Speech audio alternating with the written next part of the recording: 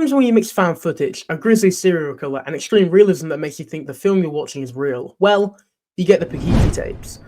The Poughkeepsie tapes is a 2007 found footage horror film detailing a documentary about the gruesome crimes committed by a serial killer in the small town of Poughkeepsie. The film is a half found footage, half documentary movie, and it is really disturbing. But is it as disturbing as other films? Well, let's find out.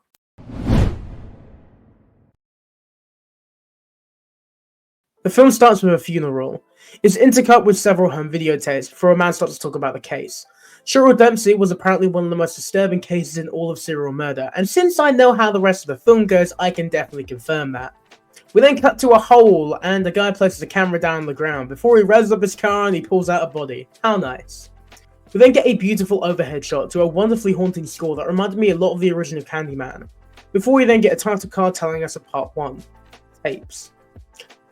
We then cut to a woman who is the landlord of the house where they found the tapes, before we then introduce the FBI agent Leonard Sway. He talks about how the FBI knew that there had been some killings, however they never got their hands on the tapes, and when they did, everything changed. We then cut to another interview with an audio specialist. He had to sit through the 2,400 hours of the tapes. Oh my god. Another man then talks about how he thinks torturing and murdering turns on the killer, and how he sees the tapes as a sort of homemade porn film of types. The audio guy then talks about how his wife accidentally watched some of the tapes, and how it took a year before she let him touch them again. Which, makes a lot of sense considering the topic of the tapes. Back at the house, the landlord shows us where they kept the tapes. He shows us a door led to the basement before we come outside where another agent is talking about how many bodies were in the yard. The bodies included a 10-month-old baby. We then see a whole complete set of tapes, and how much of it was on SheaRants. Agent Sway then talks about how many serial killers there are, and that no one really knows about how many serial killers there are about at one time.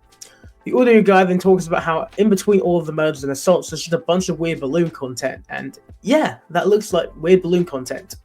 Part 2 of the documentary is First Blood, and it's here we're introduced to a professor who talks about how after what he's showing the students in his class, 3 of them will leave and that's okay, because some of the stuff they're going to see is kind of fucked up.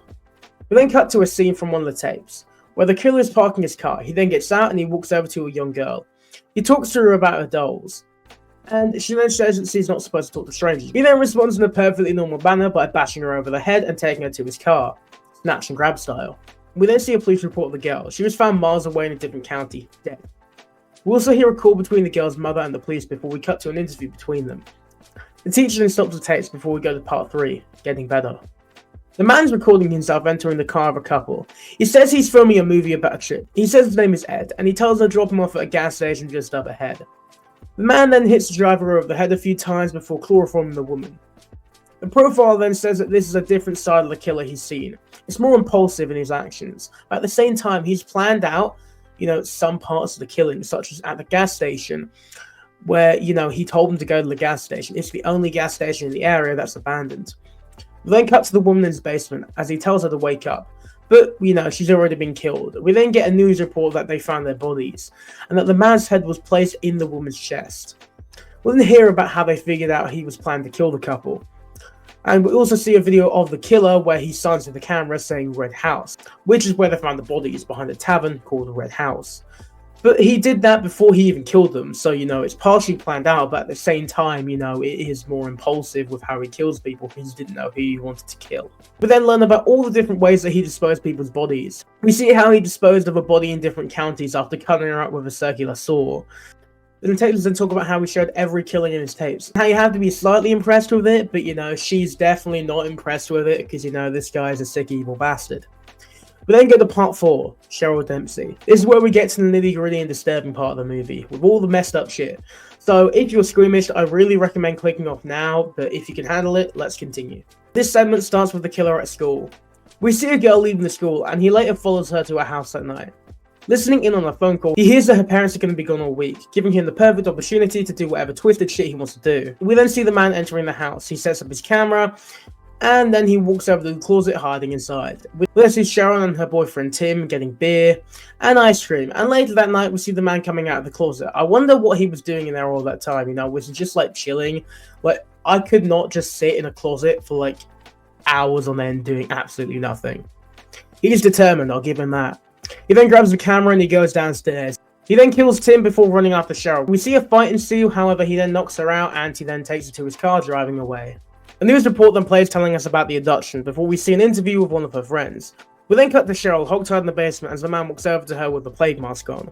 He begins taunting her, telling her that her name is Slave.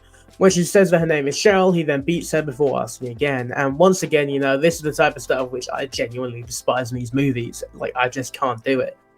We then cut to a police officer who's talking about the brutal way in which Tim had been murdered. The man had been cut ass to mouth, and his intestines were removed. What is this? Hostel Part 2? And then talk about how he killed Tim in a way that made them think that Cheryl must have been dead as well. This man had planned out the murder, like, better than anything I'd ever seen in my life before. Like, this is a very well thought out murder. Like, whoever wrote this, I must say, very well done. Like, this is a really well written movie. We then see that the killer went to the house with the parents to tell them if he could help with anything, he will. The mum then realizes that, he is the killer and that she could have stopped him. We then cut to Cheryl once again in the basement. The man gives her some water and the man then takes a gag at her mouth. He puts her in a mask and some old-timey clothes, and we then repeatedly hear Cheryl repeating the same words over and over again before we cut to another interview. The men talk about the effects that the different murders have had on the town, and how the killer kept killing, but he changed his MO. Hey everyone, we're about halfway through the video now, so if you are enjoying, be sure to like the video and subscribe to the channel. Also, let me know any recommendations for films that you want me to check out. But yeah, back to the video. Part 5 of New MO begins with another report, which is where we get the name that the media has given the serial killer, the Water Street Butcher. We then see the man pretending to be a cop, arresting several prostitutes before he kills them. We then cut to an interview with a medical examiner, where he talks about how the killer would mutilate their bodies, including biting them. In the basement, the killer brings another woman down with Cheryl. After the usual yelling, he forces her to slit the woman's throat, killing her. One day, 2 Girl Scouts show up at the man's door, and this is one of the most tense scenes in the whole movie. Like, I was terrified this whole scene. But yeah, so he invites the 2 in and he gives them some drinks. However, when the girls can hear some noise from the basement, he has them leave. However, it then turns out that Cheryl was under the table the whole time. The police then believe that they found the killer at last, so they arrest an officer, and he is found guilty and is sentenced to death. We then see several shots of various different moments during this trial. However, in the end, James Foley is executed, and we get to hear an audio recording of his execution. However, after he's been killed by lethal injection, his old partner finds a map in his mailbox. It says "Missed One," and the policemen find another body. The police then discuss how they think the killer went to a fertility clinic, and that's how we got the man's DNA. We then see an interview with the son, and he discusses how many still don't know his dad is innocent and isn't the killer. As the day when the story was supposed to be published, 9/11 happened, and what would have been a headline story got pushed down to page 6. We then see the man pretending to be a cop pull up to a woman. Her car's broken down, so he lets her in the car, telling her that she isn't safe with a killer running about. The killer then starts driving before he drives right past the gas station exit, and the woman asks him why, and she calls him officer. He then reveals to her that he isn't a cop. He then tells her he's a butcher. He tells her he'll make a deal. He'll pull over and assault the woman. If she doesn't do anything stupid, he won't kill her. However, the man doesn't believe that she'll let him. The man then takes her out of the car, and he takes her back to his freaky-ass basement. The woman is tied to a wall with tape over her mouth. In a really terrifying scene, the man slowly and creepily walks over to her. The man then stabs her in the neck with needles, and she bleeds from the mouth. The final part, found, sees the FBI using the website made to make the map to find his house. We then see the footage of the police arriving at the house as they break down the door, and they head onwards. They find the tapes and some blood on the wall. However, they then find a casket inside of Cheryl Dempsey. She's still alive. We then hear discussions of her condition, which I am not going to talk about, but let's just say it made me visibly move from how disgusted I was. We then find out that Cheryl was torturing herself in the hospital, as she'd been in pain so long that she couldn't live without it. We then get an interview with Cheryl. They ask her several questions, and she responds that she doesn't know what they want her to say. She then says that the man loved her, and that one day he'll come back to her. However, 2 weeks after the interview, Cheryl took her own life. In the note, she declared her love for the man, and not long after, it was discovered that her body had been taken from the cemetery. They then discuss how there are still 27 missing tapes that they could never find, and the film ends with the credits and another terrifying shot of a woman in distress. And that's the Poughkeepsie tapes, one of the most disturbing mockumentaries ever made. The film has some of the most painful to watch scenes I have ever seen in horror cinema, and it is genuinely scary. This film differs from other extreme cinema films I've reviewed, such as Martyrs, by using a mockumentary style, which it uses to perfection. If you didn't know this was fake, you would genuinely believe that this was a real documentary of real killings. And speaking of the killings, the film's brutality and gore level is really surprising. I expected just a film full of assaults, which is what I expected from these kinds of films I watch, which I fucking hate. However, the film's violence is insane, and it works surprisingly well with the storyline. Also, the storyline of the film is really well done, and it flows really nicely. Each part of the film discussing a different part of the killer's storyline. The actors in the film also do a really good job, specifically the actress for Cheryl Dempsey.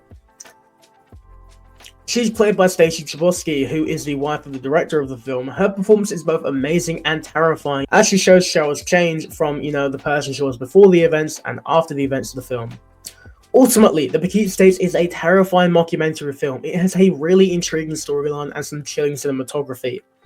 Ultimately, I give the film an 8 out of 10. However, I would recommend the film, but not exactly if you can not take, the extreme content of the film. If you can, I say go for it, but I would steer far away from the film if, you don't have the stomach for it, because you will definitely need the stomach for it. Thanks for watching my video on the Poughkeepsie tapes. This video took a long time, way longer than I expected, because of how many times I had to just take a break while watching the film to make the script. It's just a really hard to watch film. But yeah, if you enjoyed the video, be sure to like and subscribe. But until next time, have a good one.